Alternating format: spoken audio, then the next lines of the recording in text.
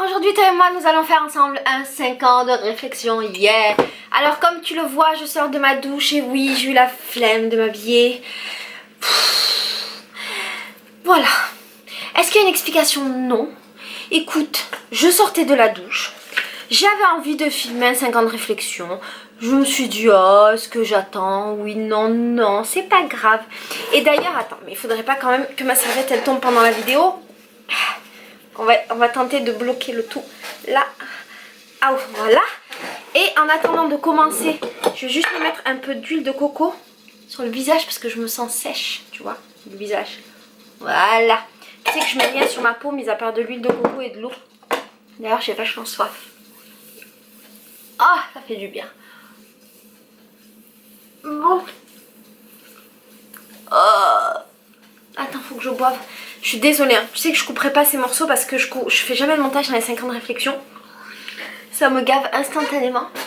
Mais c'est bien parce que tu vois, toi et moi, on partage des vrais moments d'intimité. Et ça, c'est beau. Voilà.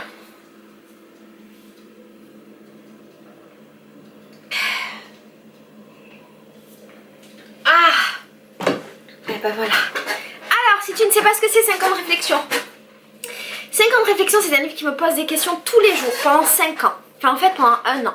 Je fais ça pendant un an, j'arrive à la fin du livre, je reprends au début et je refais ça toute l'année. Et je fais ça pendant 5 ans. Et l'idée du livre... Ah, je suis tordue en fait. Yeah. Attends. Tu me vois? Et l'idée du livre, en fait, c'est de voir ton évolution par rapport aux différentes questions. Il y a des questions qui sont super intéressantes, qui sont profondes, spirituelles, machin machin. Et des questions qui le sont un peu moins, comme celle de cette semaine que nous allons découvrir ensemble. Moi, je te dis toujours, hein, quand les questions ne sont pas toujours intéressantes. Alors, la dernière fois, je ne sais pas où nous étions arrêtés. Ah, je me souviens qu'on avait chanté ensemble. Journée ordinaire ou pas. Quelque chose qui vous a marqué aujourd'hui?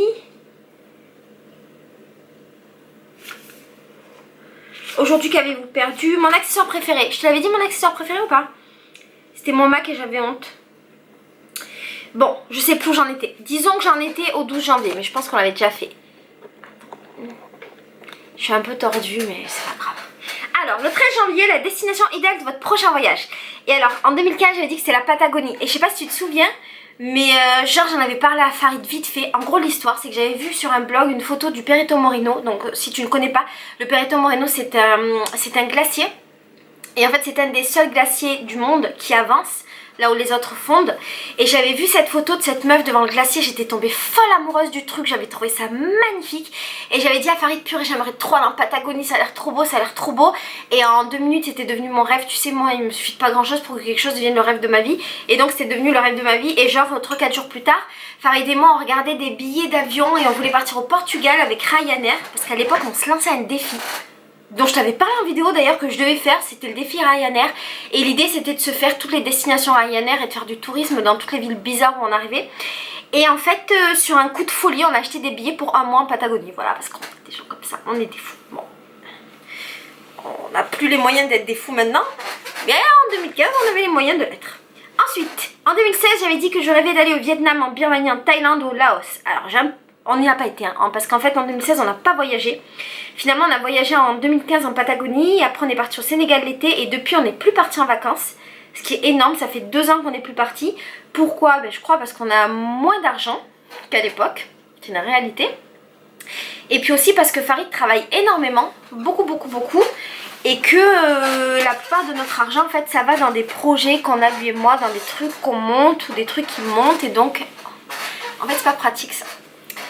Et donc voilà, on n'a pas d'argent pour voyager, ce qui est vraiment triste. Et d'ailleurs hier on avait une conversation par rapport à ça, on se disait est-ce qu'on partirait pas quand même en vacances cet hiver? Après on disait non, faut qu'on garde nos sous, machin. Et voilà. Du coup, bon bref, l'année dernière donc je ne suis pas partie en Asie, mais j'en avais bien envie. Et j'ai juste changé d'avis par rapport à la Birmanie. L'année dernière, je crois, ça fait 2-3 ans, 5 ans, je sais pas combien d'années, mais pas longtemps que la Birmanie a ouvert ses frontières au tourisme. Donc j'avais vraiment envie d'y aller. Et ensuite en me renseignant, je me suis rendu compte que la Birmanie c'était pas forcément un pays dans lequel je voulais aller. Parce qu'en fait, là-bas il y a une communauté qui est massacrée par les Birmans. On dit les Birmans, ouais, en toute impunité. Je saurais plus te dire comment ils s'appellent, mais c'est des gens qui sont massacrés juste parce qu'ils sont musulmans. Et il y a un vrai génocide là-bas et la communauté internationale n'en a strictement rien à faire. La présidente du pays n'en a strictement rien à faire, tout le monde s'en fout et les gens tous les jours se font massacrer juste parce qu'ils sont musulmans.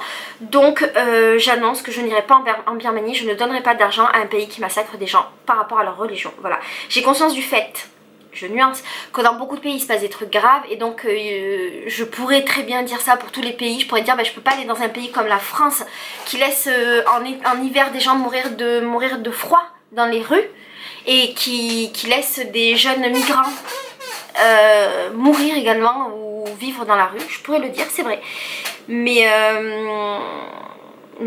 en fait je pense qu'il y a une échelle d'importance et de gravité. Et ce qui se passe en Birmanie, c'est très grave. Mais il y a d'autres pays où j'irai pas. Il y a des pays... il y a des pays auxquels... Enfin, des pays... Est-ce qu'on va appeler ça des pays? Il y a des pays qui se nomment des pays auxquels je ne donnerai jamais d'argent. Voilà, parce que je ne suis pas d'accord avec la politique du pays. On va dire ça comme ça. Bref. Donc, je n'irai pas en Birmanie, j'irai plutôt au Vietnam ou en Thaïlande ou au Laos. Où il se passe sûrement aussi des trucs pas cool, hein, mais bon, déjà moins pire. Cette année, j'ai dit que je voulais aller au Mexique. J'avais bien envie et donc voilà, j'avais marqué Faridou, on part quand? J'aimerais bien aller au Mexique. Après, putain, il s'est passé un truc de fou là, il y a pas longtemps, il y a quelques jours, il y a eu une fusillade dans une boîte de nuit de Playa del Carmen. Et en fait, ma meilleure amie vit au Mexique, travaille à Playa del Carmen et travaille dans la boîte de nuit dans laquelle il y a eu la fusillade. Et en gros le délire c'est que elle bossait là-bas et à un moment donné on lui a demandé d'aller acheter de l'eau parce qu'elle est scénographe et qu'elle travaille notamment avec les artistes, elle gère les artistes qui font des spectacles pendant les soirées. Elle est partie chercher de l'eau, il y a eu la fusillade pendant ce moment-là, ce qui est une chance énorme pour elle parce que du coup elle est pas morte, il y a eu je crois 6 morts. 6 morts, je crois, le patron, le responsable de la soirée, plus des touristes, les pauvres. Et voilà, je remercie beaucoup la vie de ne pas d'avoir épargné ma meilleure amie que j'aime de tout mon cœur. Et ça m'a mis un petit peu un coup et ça m'a fait vraiment peur quand j'ai vu ça. Vraiment peur et c'est vraiment chaud. Ceci étant, j'aimerais quand même beaucoup aller au Mexique. Voilà. Le 14 février, êtes-vous plutôt maître ou disciple? Alors, l'année dernière, enfin il y a 2 ans, j'avais répondu que j'étais plutôt maître et que j'étais plutôt une commandante. Tu peux le voir à la maison, je suis la commandante de la maison. Mais en vérité je suis plutôt ni Dieu ni maître, ça c'est ce que j'avais mis en 2015. L'année dernière j'avais répondu sans regarder la réponse d'avant, je regarde pas les réponses des années précédentes. J'avais répondu que j'étais toujours autant ni Dieu ni maître et j'avais décidé de ne plus jamais avoir de patron. Comme tu sais ça fait longtemps que je suis à mon compte, si tu sais pas je t'invite à voir la vidéo dans laquelle je raconte mon parcours scolaire, professionnel et associatif. Et en fait j'ai monté ma première société à 22 ans, j'en ai 32 donc ça fait 10 ans que je suis à mon compte et j'ai pris conscience vraiment que je voulais peut-être plus jamais avoir de patron. Ceci étant, il faut toujours nuancer. Si demain j'ai besoin d'aller travailler et que je n'arrive plus à gagner ma vie toute seule par moi-même, j'irai travailler. Dans l'idéal, je ne voudrais plus avoir de patron. Et cette année, j'ai dit que j'étais plutôt autodisciple parce que le 14 janvier, j'étais avec Raj et que je trouvais ça rigolo. Du coup, cette question-là. Et j'ai passé une semaine à Paris Ah non, elle n'est pas sortie cette vidéo, je la sors demain en fait. Ah bah non tu vois pas, je vais te sortir la vidéo dans 3 ou 4 jours je crois. Tu vas voir les vlogs de Paris. Donc j'ai pas fait un vlog à Paris. Et le délire c'est que d'habitude je filme tous les jours. Et là en fait j'ai filmé des tout petits morceaux. J'ai pas énormément d'images. Mais je me suis dit que ça pouvait quand même être intéressant qu'on les partage ensemble. Et je t'expliquerai le tout du pourquoi, du comment. Voilà. Mais j'ai dit que même si autodisciple c'était une boutade, que j'étais toujours... que j'étais toujours ni Dieu ni maître, mais surtout plutôt maître de moi-même et que c'était déjà vachement beaucoup d'être maître de soi-même. C'est déjà pas mal. Le 15 janvier, le livre me demandait comment était le déjeuner aujourd'hui. Alors j'aime pas les questions de bouffe qu'il y a dans le livre, il y en a beaucoup. Elles m'intéressent pas pour tout te dire. Donc en fait en 2015 j'avais marqué que j'avais mangé une salade, la même tous les jours. Ah oui, c'est parce que je travaillais. Ah bah non, c'est rigolo quand même les questions de bouffe. En fait j'avais mon magasin à l'époque et tous les jours je mangeais exactement la même salade chez la boulangère. Et la boulangère fabriquait la salade spécialement pour moi. Et voilà, je mangeais la même tout le temps, qui était très simple. Et tu sais que j'ai des folies comme ça sur la bouffe et je suis capable de manger la même chose dans une durée très longue et indéterminée. Donc voilà. L'année dernière j'ai répondu que cette question était totalement inintéressante et que je me foutais complètement de ce que je mangeais. Et que je pensais que c'était un milkshake à la banane que j'avais mangé. Et cette année j'ai mis je ne sais pas, mais je crois que c'était un porridge à la banane. Ouais, il me semble que c'est un porridge à la banane que j'ai mangé ce jour-là, mais je saurais pas te dire. Là, franchement, la nourriture, c'est pas important pour moi. Le 16 janvier, devez-vous de l'argent à quelqu'un ou quelqu'un vous envoie-t-il? Donc là, en 2015, j'avais dit que c'était une bonne question, que je ne croyais pas devoir de l'argent et que je ne pensais pas qu'on m'en doive, mais que très souvent, quand on m'en doit, j'oublie. En 2016, j'ai répondu que je ne devais pas d'argent et cette année, je dois des sous. Je dois 50 € à Rad, je dois 20 € à Sun à peu près et je dois de l'argent. Non, pas à Sun. Mais non, je dis n'importe quoi. C'est pas à Sun, c'est à Samia. Et je dois de l'argent à Charlie aux plumes. Je suis désolée les meufs, je vous jure, je vais vous le rendre un jour, mais... Attends, j'aimerais tellement être droite dans la vie. Voilà. Je vous jure, un jour les meufs, je vais vous rendre votre argent. Bon, Rad, oh, je suis rentrée un jour aussi. Oh, mais moi j'oublie. Si vous me le dites pas, j'oublie. Alors, dites-le moi des fois. Voilà. Le 17 janvier, la plus vieille chose que vous portez aujourd'hui. Alors, il faut savoir que tout est vieux sur moi. Vu que j'achète pas d'habits. Mais en 2015 j'avais dit bah, tout est vieux sur moi. Voilà. Et j'avais dit que je dirais que ce qu'il y avait de plus vieux c'était ma culotte. Que j'avais depuis 2006. Je suis une meuf comme ça. En 2016 c'était encore et toujours ma culotte. Et en 2017 j'ai dit que tout était vieux pour moi. Et que c'était sûrement ma culotte et mes chaussettes. C'est très possible hein. Je porte toujours les mêmes habits quoi. En ce moment je tourne avec 3 culottes. 3 culottes. Bah, t'imagines. 18 janvier, en quoi la journée est-elle douce? Alors, il y a 2 ans, j'avais passé la journée à Lyon à dormir. Journée à Lyon à dormir, puis famille merveilleux. Alors, je ne m'en souviens pas. Voilà, je me souviens pas où j'ai dormi, pourquoi j'ai dormi à Lyon en 2015. Puis famille merveilleux. Je crois que j'avais été voir mon père et je crois que c'est la dernière fois que je l'ai vu physiquement. C'est 2 ans déjà qu'on ne s'est pas vu? Ouais, c'est 2 ans que j'ai pas vu mon père. Sans commentaire. 2016, j'avais passé ma journée à nettoyer ma cuisine et à monter des vidéos, donc c'était une bonne journée. Et là, le 18 janvier, j'ai dit que c'était pas une super journée pour moi parce que je repartais de Paris et que j'aime pas repartir à Paris. J'adore être là-bas, j'adore être avec mes potes, donc j'étais un peu triste. Mais en fait, le 18 janvier, j'ai eu une très bonne nouvelle et 2 très bonnes nouvelles dont je te reparlerai bientôt. Et en gros, je suis montée à Paris pour des projets qui sont vraiment bien, qui me ressemblent, qui devraient se concrétiser. Je pense. Et je suis hyper heureuse. Mais je suis tellement heureuse, t'imagines même pas. Et en plus c'est des projets que j'avais mis dans ce livre un jour et que j'avais dit j'aimerais bien faire réaliser ça. Et en fait il semblerait que je touche du doigt ces projets là. Donc je suis vraiment heureuse. Mais t'inquiète mec, je t'en parle bientôt. Le 19 janvier, 3 aliments que vous avez mangé aujourd'hui. Tu vois il y a encore un truc de bouffe et je m'en fous complètement.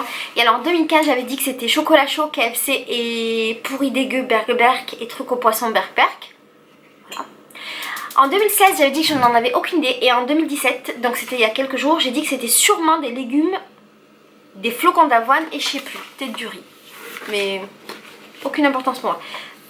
Le 20 janvier, est-ce que vous avez une rancœur persistante? Si oui, à quel propos? Et alors, attends, je regarde juste. Parce qu'en fait, j'ai fait un bain d'huile avec de l'huile de coco, j'en avais mis une tonne. Et j'ai laissé poser pendant plus de 24 heures. Et pourquoi j'ai fait ça? Pour faire du bien à mes cheveux, mais surtout parce que j'avais des nœuds qui n'étaient pas humains. Et que c'est le seul moyen de démêler mes cheveux.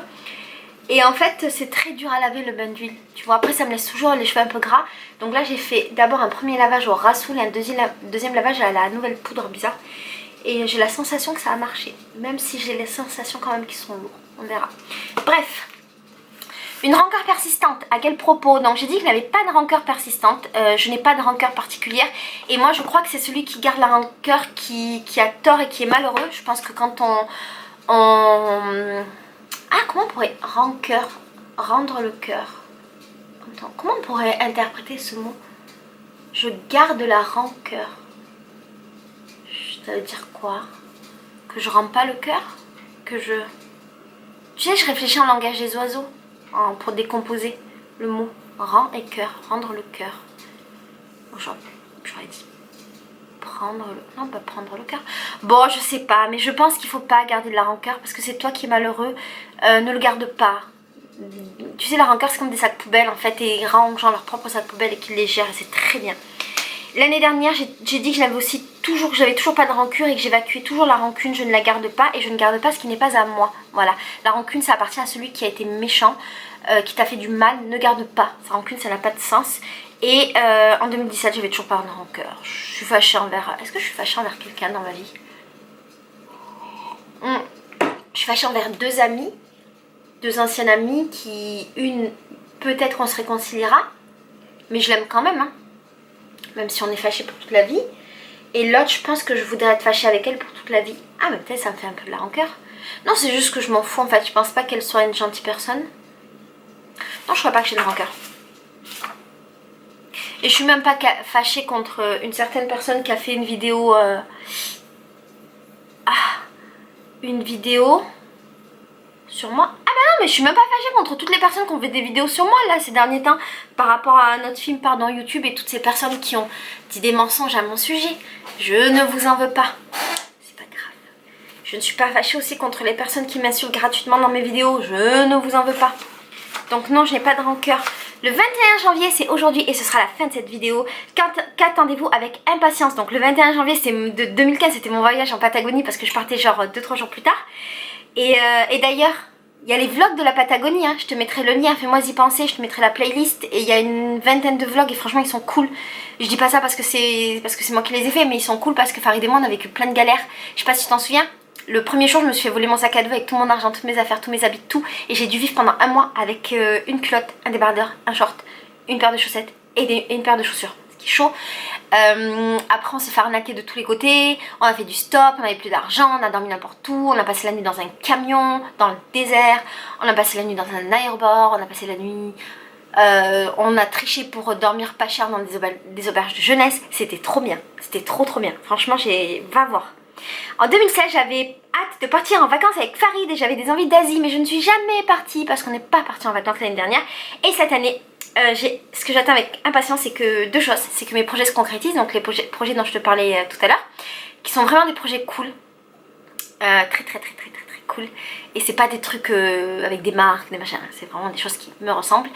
Et j'ai aussi plein de projets de vidéos, mais je t'en ai parlé plein de fois. Et là j'ai d'autres trucs qui se sont confirmés. J'ai d'autres thématiques de vidéos que je vais aborder sur ma chaîne et qui sont bien, avec des sujets forts. Et ça me plaît énormément en fait d'aborder ce genre de sujet fort avec toi. D'ailleurs je suis hyper contente de l'accueil que vous avez tous réservé à la vidéo de l'endométriose. Je pensais pas. Et je trouve ça qu'on puisse parler de choses comme ça et que ça vous plaise. En tout cas moi ça me plaît de le faire. Et j'attends de voir ce que va mettre cette année 2017. J'ai l'impression que 2017 ce sera une année mouvementée, autant en bien qu'en moins bien. J'ai la sensation qu'il va se passer plein de choses. C'est une sorte d'intuition que j'ai, mais ça veut pas dire que c'est vrai, hein. Mes intuitions c'est pas forcément des vrais trucs. Enfin généralement si, quand même nos intuitions elles sont souvent bonnes. Et si j'écoute ma petite voix intérieure et si je m'écoute, je pense que cette année 2017 sera riche. Voilà, en bonne ou en moins bonne nouvelle. On verra. De toute façon je partagerai tout avec toi, les bonnes et les moins bonnes. Il faudra pas m'en vouloir, hein, si je partage les bonnes et les moins bonnes. Voilà, parce que j'ai décidé de tout partager avec toi mec. Bon, allez, je te fais des gros bisous, je te dis à demain 6h. Bisous, ciao.